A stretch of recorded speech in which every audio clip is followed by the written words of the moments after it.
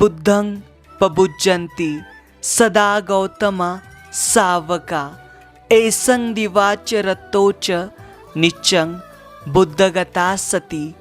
जिसकी दिन रात हर समय बुद्ध विषयक स्मृति बनी रहती है, वे गौतम भगवान बुद्ध के श्रावक सदैव भली भांति प्रबुद्ध जागृत बने रहते हैं।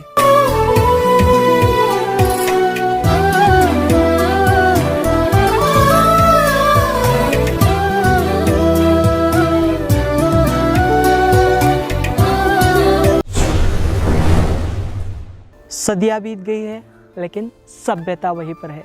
समय बीत गया है लेकिन राह वहीं पर है। जय भीम, नमो बुद्धाय। स्वागत है आप सभी का आपके चहेते चैनल पर, जिसका नाम है बोधिसत्व। इस चैनल के माध्यम से आपको प्रियदर्शी चक्रवर्ती सम्राट अशोक इनके द्वारा निर्माण किए गए प्राचीन बौद्ध स्तूप हो, स्मारक हो या फिर गुफाएं हो, जिनका निर्माण कार्य प्रियदर्शी सम्राट अशोक इनके बाद में भी हजारों वर्ष तक किया गया, ऐसे वीरान और अनदेखे बौद्ध स्थल जो पूरे जम्बूद्वीप में बिखरे पड़े हुए, वह दिखाने का काम यह जो चैनल है वह पिछले 5 से 6 वर्षों से करता आ रहा है। हम जानकारी ले रहे हैं बिहार राज्य के, और बिहार राज्य के ऐसे स्थल दिखा रहे हैं जहाँ पर भगवान बुद्ध का वास हुआ था, जहाँ पर भगवान बुद्ध के चरण पड़े थे। आज का यह वीडियो बहुत ही महत्वपूर्ण है और इस चैनल के पिछले वीडियो भी बहुत ही महत्वपूर्ण है। अगर वे आपने अभी तक नहीं देखे तो वह ज़रूर देखें। हम इस चैनल के माध्यम से आपको वैशाली से लेकर कुशीनगर की यात्रा, जो महापरिनिर्वाण के पूर्व भगवान बुद्ध ने की थी, जहाँ जहाँ पर भगवान बुद्ध इस यात्रा के दौरान रुके थे, वह जो स्थल आज गुमनाम है या फिर अनजान है, ऐसे जो स्थल है वे दिखाने की कोशिश कर रहे हैं। और आज का ये जो वीडियो है यह उत्तर प्रदेश राज्य के कुशीनगर जिले के फाजिलपुर से करीबन 8 किलोमीटर की दूरी पर उस्मानपुर या फिर जिसे असमानपुर कहा जाता है, इस गांव का है। और इस गांव में यहाँ पर एक स्मारक स्थित है, जिसे यहाँ पर पावापुरी होने का जो दावा है वह किया गया है। तो इस तली पर हम जाने वाले। इससे पहले हमने आपको इस चैनल के माध्यम से फाजिल नगर यहाँ की जो स्थली है वह दिखाई है, जिससे पहले भी कई लोगों द्वारा यहाँ पर यह फाजिल नगर पावापुरी होने का दावा किया गया है, वह स्थली। और आज की यह स्थली बहुत ही रोचक है, क्योंकि इस चैनल के माध्यम से आपको यहाँ के जो स्थानिक है इनको भी हम रूबरू कराने का प्रयास करते हैं, जो इतिहास की जानकारी रखते हैं। चलिए हम यहाँ तक चलेंगे और यहाँ की जानकारी लेने की कोशिश करते हैं। आज का वीडियो शुरू करते हैं।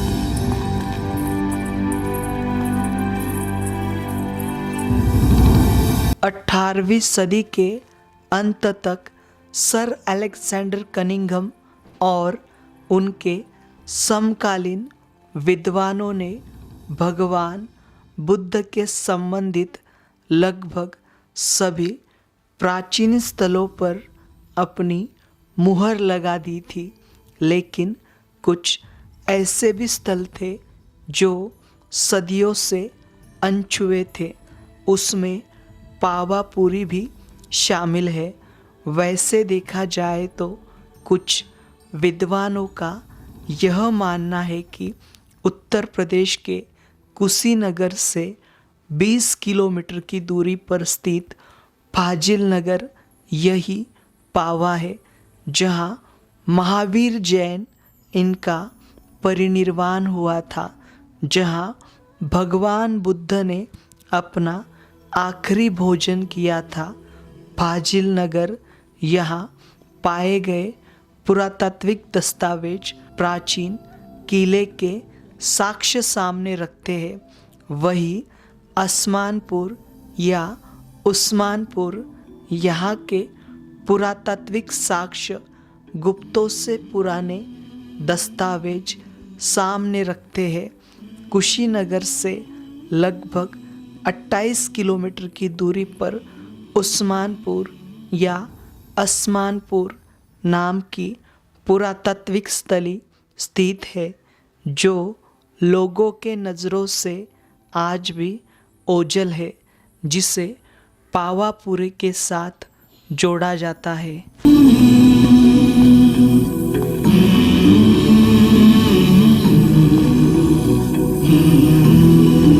यह जो पुरातात्विक स्थल है यह भारतीय पुरातन विभाग द्वारा संरक्षित स्थल है। यहाँ पर एक बहुत बड़ा टीला है और इस टीले पर यहाँ पर इसके इर्द गिर्द कई सारे पुरातात्विक जो अवशेष हैं वे हमें देखने मिलने वाले। यहाँ पर कई सारे मंदिरों के अवशेष हैं और साथ ही साथ कई सारे पुरातात्विक जो ढांचे हैं वे यहाँ पर स्थित है।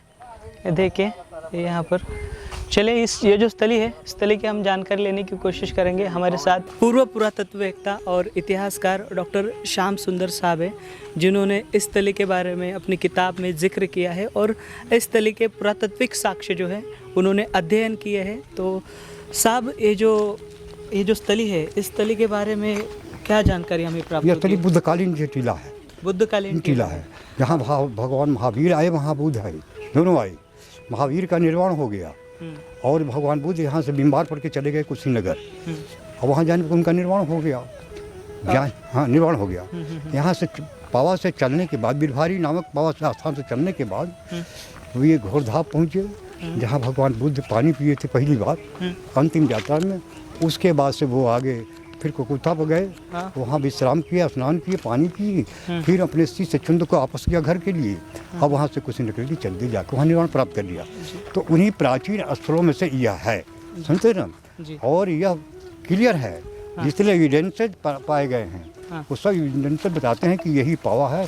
इसमें कोई जो आजकल बीरभारी के नाम से जाना जाता है। अच्छा, बीरभारी बीरभारी का मतलब महावीर से है।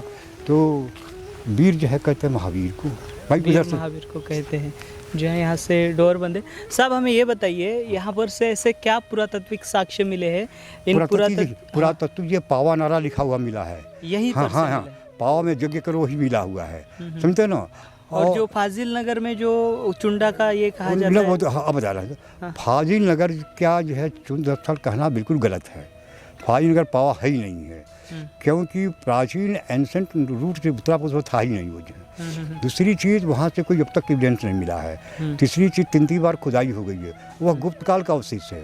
महावीर काल के बुद्ध काल का अवसर कोई नहीं है ना। और ये प्राचीन उत्तरा पथ जो चलता था वहाँ से ताम्रलिप्ति से जो है वैशाली होते हुए वह यही था। यहाँ की सड़क के जो 500 मीटर सड़क मिली हुई है यहाँ खुदाई में, तो वह क्या कहते हैं 2006 में वो सड़क मिली यहाँ पर, जब मेरे बताने में खुदाई हुआ और उसके बाद से सब लोग देखे उसको जो है। और 500 मीटर मिली, 2 मीटर ये सड़क वही है जिस पर जो है प्राचीन भारत के सारे साइट स्थित है। यह टीला कम से कम 1-2 किलोमीटर में फैला हुआ है। आज यह संकुचित होकर 18 एकड़ में रह गया है अतिक्रमण के कारण। और साक्ष्यों के आधार पर बुद्ध के पूर्व से भी ये टीला मौजूद था ये, लेकिन हमको देखना है बुद्ध काल से।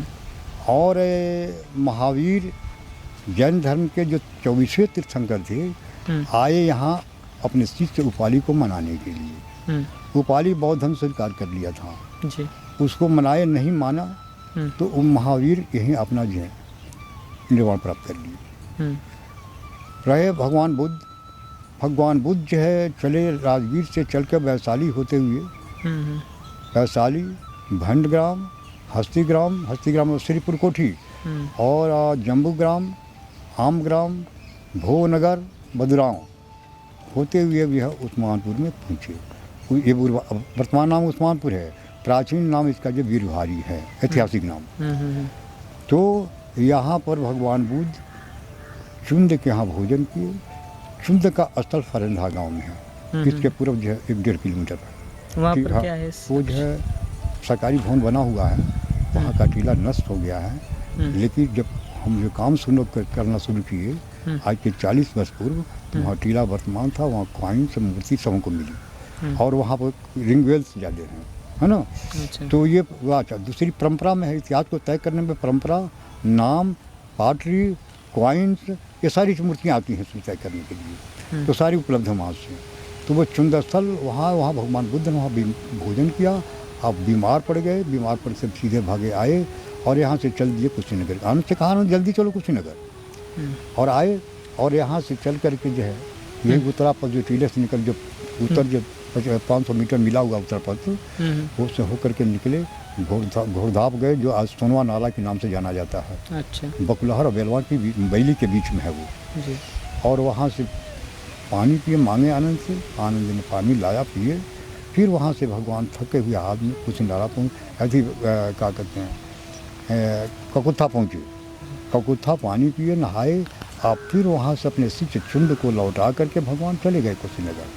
वहाँ जा करके साल वृक्ष बनने गए, जो के बीच में अपना निर्माण ले लिया उन्होंने। तो यह बुद्धकालीन टीला है। कोई दिख रहा है यहाँ से कुशीनगर पावा नारा लिखा हुआ, पावा नगर लिखा हुआ, और साथ साथ जो है आपका क्या कहते हैं पावा में यज्ञ करो, इस सब पावा से मिला हुआ है। साहब हमें बताइए, अभी जहाँ पर हम भी ये पुरातात्विक स्थल पर हम है, ये टीले पर है, अभी ये जो स्थापत्य है, ये जो स्ट्रक्चर है मॉन्यूमेंट का, ये स्ट्रक्चर क्या रिलेट करता है? ये क्या इमारत है? कुषाण का इमारत की है। इमारत हाँ, है, मतलब इसका इस्तेमाल किस लिए किया जाता है? ये रहने के लिए, रहने के लिए। ये राजधानी कैपिटल है राजधानी मॉलों ये की। भवन है क्या मतलब? हाँ भवन है। आइए अपनी ये जो है भवन तो है ही है, मतलब कि ये पावा के मलों की राजधानी थी। तो राजधानी में मकानों का होना बहुत जरूरी है। शहर है, उसके पीछे जो अगल बगल के जो शहर थे, तो ये किनारे जो खाल सा दिखाई दे रहा है, वो टेंट के बगल में बाहर भी नगर के लोग बसे हुए थे, बस्ती थी, जो पूरा जो है स्ट्रक्चर से भरा हुआ है। उधर बस्ती उसको भी स्ट्रक्चर से भरा हुआ है, और इधर भी मिलेगा आपको जो है, तमाम चीज़ें तो है यहाँ पर जो है।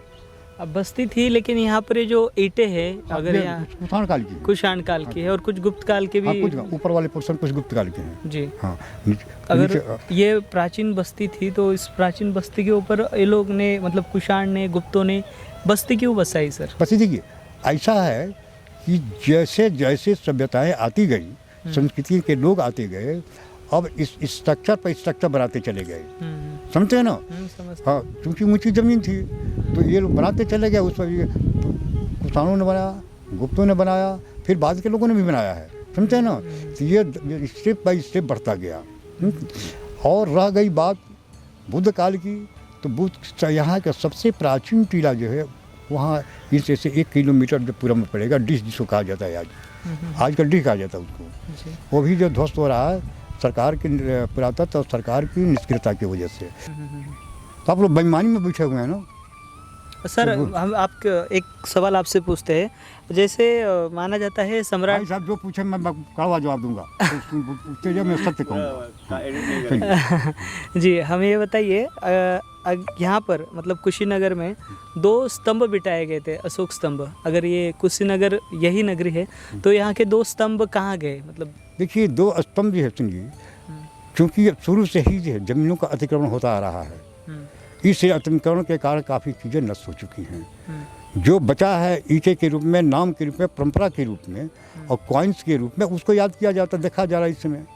लेकिन जो स्तंभ पूछेंगे, स्तंभ तो जो बहुत जगहों का सुपर नष्ट कर दिए गए हैं, तो यहाँ का नष्ट हो गया तो कोई बहुत बड़ी बात नहीं। हाँ, मतलब अभी ये जो कुशीनगर है, कुशीनगर को जिस प्रकार से साक्ष्य दिए गए और कुशीनगर को जिस प्रकार से जोड़ा गया, कुशीनगर की खुदाई हुई। हाँ, खुदाई में उन्होंने एक ताम्रपत्र मिला, और उस पर कुशीनगर नारा लिखा हुआ मिला। उसके बाद खुदाई बंद कर दी, साहनी इत्यादि लोगों ने बंद कर दिया। जबकि कुशीनगर में ऑलरेडी सुरंग है, आज जो गई हुई है हरियागढ़ तक जो है, जहाँ की मलों का जो मिलिट्री बैरक था, उसको आज तक न खुदाई किया गया, न देखा गया, समझते ना? यह न्याय है भारतीय पुरातत्व का। अगर ये महावीर जैन की अगर ये महापरिनिर्वाण स्थल है, तो उनके बारे में कुछ साक्ष्य मिले आपको महावीर जी के? देखिए, महावीर के ज़माने में महावीर के बारे में साक्ष्य नहीं मिलने का कारण यह है कि जैनी बनिया टाइप को हुआ करती थी। अब वह जो है अहिंसा में ज़्यादा विश्वास करती थी, खोदेंगे तो कीड़ा मर जाएगा, इसलिए जैनियों ने न कोई लेख लिखा, न छोड़ा, और न कोई चीज़ बनवाया।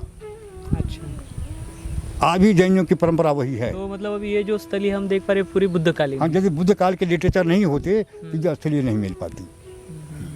यह सारी then this side has been provided by the Buddhist literature. If Buddhist literature was not and has not been remained, that could not be found in the life. कोई सवाल ही नहीं था जी।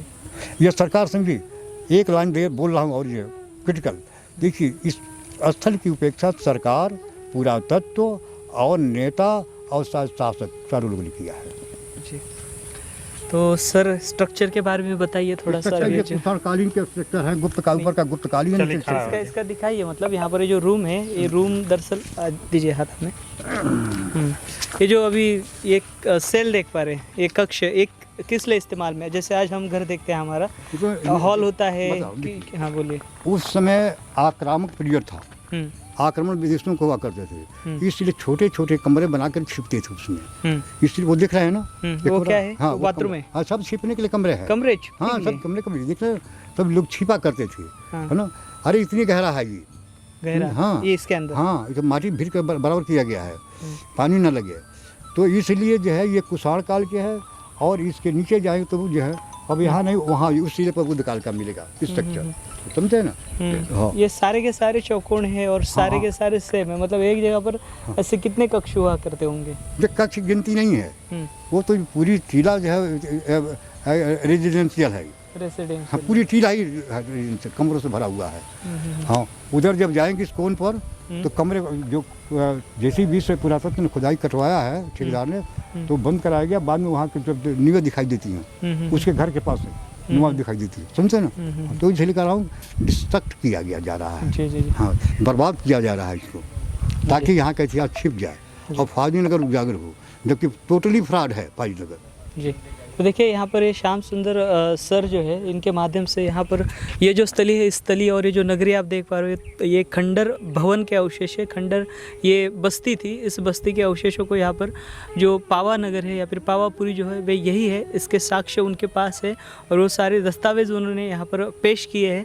देखिए यहाँ पर और अन्य ऐसे इसी प्रकार से टीला है और इसी प्रकार से इस टीले के नीचे ये जो भवन है, जो मतलब उस समय की बस्तियाँ जो है उसके अवशेष जो है वो बिखरे हुए। और यह जो क्षेत्र है, शायद से आने वाले समय में पुरातत्व विभाग को नींद से जाग जाए और इस स्थल का विकास करने हेतु और इस क्षेत्र का जो सही इतिहास है वो देने में कामयाब हो।